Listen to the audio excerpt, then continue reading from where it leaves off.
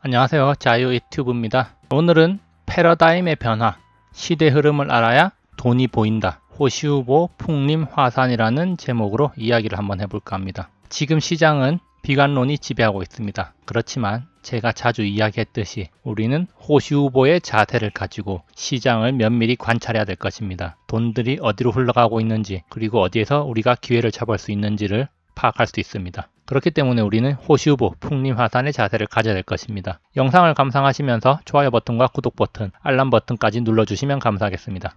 세월이 흐르면 트렌드는 바뀌기 마련이다. 지금 현재 상황은 어떠한가? 집, 차, 구매 인식이 변하고 있다는 게 지금의 상황입니다. 공유 차량 시대가 가속화되면서 자동차 시장의 큰손이었던 3040이 차를 사지 않고 있답니다. 자, 집 없어도 차를 산다고 했던 2030 욜로족들이 이제는 차도 안 산다는 것이죠. 경기 부진에 차량 공유 서비스를 이용하는 사람이 증가하고 있다고 합니다. 그러면서 당연히 차를 사지 않는 30대, 40대가 늘어나고 있다는 거. 올해 7월, 8월에 주로 나왔던 신문 기사들입니다. 그러면서 소유에서 공유 시대로의 전환, 매년 30%씩 성장하는 공유차 시장, 소비자들의 소비 패턴이 변화하고 있다는 소식 우리는 자주 듣고 있습니다. 차량 구매가 줄어들고 있고 공유 서비스 이용자들이 증가하고 있다는 겁니다. 공유 서비스 이용에는 경기 부진의 영향도 있지만 사실 트렌드의 변화도 한몫하고 있습니다. 집과 차를 사려면 비교적 큰 돈이 필요합니다. 그렇지만 대출을 받아가면서까지 이런 큰 돈을 쓸 필요가 있나라는 인식이 확산되고 있고, 그 대신 차와 집을 렌트하고 그리고 남는 돈을 다른 데 쓴다는 거죠. 그러면서 욜로라는 단어가 많이 확산되고 있기도 합니다. 그리고 우리가 또 한 가지 눈여겨봐야 될 점, 렌탈 시장이 지속적으로 성장하고 있습니다. 국내 렌탈 시장은 매년 11% 이상 성장하면서 2020년에는 약 40조 원 규모로 성장할 걸로 예상되고 있습니다. 그러면서 그 중에서도 큰 비중을 차지하는 게 차량 렌탈 부분이고요. 그리고 개인용 생활 가점이나 웰빙 부분에서 렌탈 등 고루 성장하고 있는 것을 확인할 수 있습니다. 그 중에서도 가장 큰 비중을 차지하는 게 바로 차량이라고 할 수가 있습니다. 그리고 또 한 가지 변화, 바로 상권의 변화입니다. 경리단길 뜨나 싶더니 이제는 을삼이다. 단명 상권의 자영업자들이 한숨을 쉬고 있다. 그러면서 과거에는 교통 등 접근성이 상권에서 상당히 중요한 역할을 했지만, 자, 이제는 접근성보다는 SNS를 통한 입소문이 오히려 상권 형성에 더 큰 영향을 미치고 있답니다. 자, 그러면서 젊음의 거리, 종로 상권이 저물어 간다. 뒷골목 상권, 새로운 상권, 특별함을 주는 그런 장소들이 뜨고 있다는 거죠. 그래서 서울의 주요 상권 카드 이용 건수를 살펴본다면은 대표적으로 2016년에 상당히 떴던 샤로스길 같은 경우에는 2019년에 큰 폭으로 카드 이용 건수가 줄어든 거 확인할 수 있고, 마찬가지로 경리단길도 큰 폭으로 줄어드는 거 확인할 수 있습니다. 반면에 을지로 3가가 2018년에 큰 폭으로 떴다가 2019년에는 다시 크게 하락하면서 SNS로 뜬 상권이 빠르게 또 죽어간다는 거, 주요 상권의 변화가 빠르게 일어나고 있다는 점 확인할 수 있는데, 그 핵심에는 SNS가 있다고 할 수가 있겠고요. 그리고 SNS 기반의 의류업체들이 매우 큰 폭으로 성장하고 있다는 점, 연평균 12%의 성장률을 보여주었다는 점 우리가 파악을 할 수가 있습니다.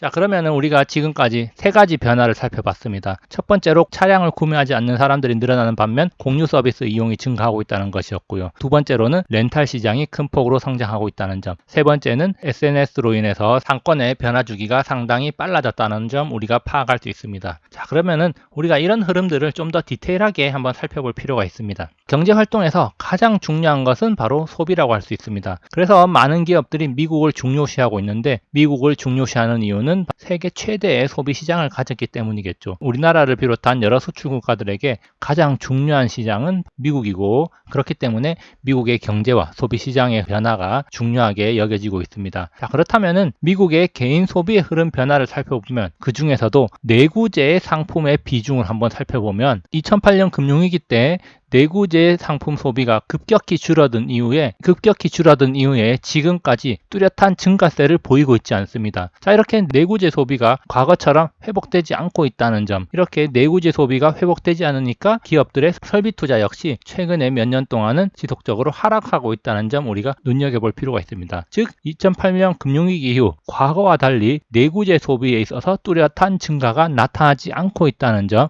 우리가 주목해 볼 필요가 있습니다. 자, 그렇다면 여기서 의문을 가지시는 분들도 있을 건데요. 과연 내구재가 무엇인가 한번 짚어보겠습니다. 한번 사면은 보통 3년 이상 사용하는 제품을 내구재라고 합니다. 내구성이 강한 제품인데요. 자동차, 컴퓨터, 기계류, 항공기, 통신장비, 냉장고, TV와 같은 좀 큼직하고 비교적 큰 돈이 들어가는 그런 제품들을 의미합니다. 그러면은 비내구재라는 것도 있을 건데요. 당연히 비내구재는 이런 것들과 상반되는 것인데 여기서 중요한 점은 비내구재는 서비스 업종과 상보적인 관계에 있습니다. 자, 예를 들어서 마트에서 식재료를 사서 직접 요리를 해 먹으면 비내구재 소비가 되는 것입니다. 자, 그런데 이것을 식재료를 직접 사서 해 먹는 게 아니라 식당에서 음식을 사 먹으면 서비스 소비가 되는 것이죠. 물론 식당에서 음식을 할 때는 식재료를 사서 음식을 하는 거기 때문에 식당에서는 비내구재 소비를 하는 것이고 음식을 사 먹는 것은 서비스 소비가 되는 것입니다. 그렇기 때문에 비내구재와 서비스 업종은 상보적인 관계를 띠고 있고 내구재와는 대조되는 것이라고 할 수가 있습니다.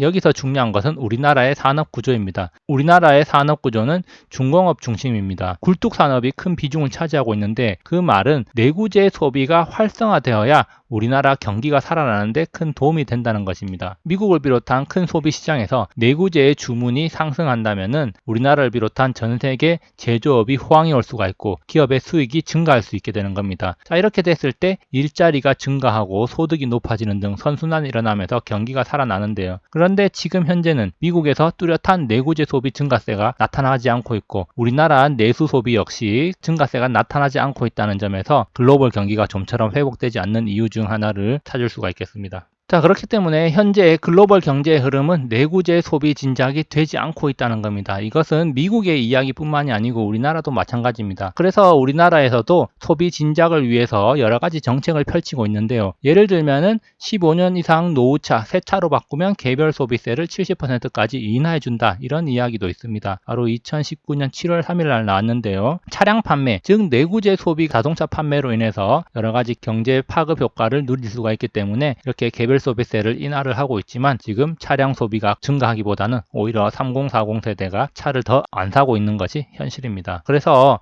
이렇게 소비 진작을 위해서 여러 가지 노력을 하고 있지만 시대적인 흐름을 거스를 수는 없다고 할 수가 있겠습니다. 자, 현재 소비자들이 그러면 어떤 소비 패턴을 보이고 있느냐? 내구재 소비를 하지 않는 대신 페이스북이나 인스타, 유튜브 등 휘발성 매체에 노출시킬 수 있는 그런 소비를 하고 있는 겁니다. 맛집을 가거나 여행을 가고 패션 등에 큰 관심을 보이면서 사진을 찍고 영상을 찍고 다른 사람들에게 보여줄 수 있는 것에 소비를 집중하고 있다는 겁니다. 자, 누구나 SNS에 접속하고 다른 사람의 일상을 곁눈질할 수가 있습니다. 자, 그러면서 자신의 욕구를 충족시키거나 자극하고 있는데요. 여러 가지 사진들을 올리면서 욕구를 충족하고 다른 사람의 욕구를 자극하는 그런 일상이 반복되고 있다고 할 수가 있겠습니다. 결국에는 어디에 투자해야 되는가? 그것이 바로 우리의 과제라고 할 수 있습니다. 그렇기 때문에 우리는 시대의 흐름을 파악하고 따라가는 것도 하나의 방법이라고 할 수 있습니다. 페북이나 인스타 등 이런 것들은 보여주기를 위한 소비라고 할 수가 있겠죠. 더 나은 삶을 살고 있다는 것을 보여주고 싶은 욕구, 가치 있어 보이는 것을 소비하고 있다. 그리고 그것을 과시하고 싶은 욕구, 자, 만족감을 느끼는 소비자가 되고 싶다는 겁니다. 그렇기 때문에 우리는 브랜드 가치가 높은 기업, 차별성을 띠고 있는 기업, 소비자에게 만족감을 전해줄 수 있는 기업, 욜로적 삶과 관련 있는 기업, 이런 기업들에 투자를 하는 것이 좀 더 승률을 높이는 하나의 방법이 아닐까 이런 생각을 한번 해보게 됩니다. 자, 그러면 결론을 한번 내보겠습니다. 소비시장의 트렌드가 바뀌었습니다. 내구재 소비가 줄어들면서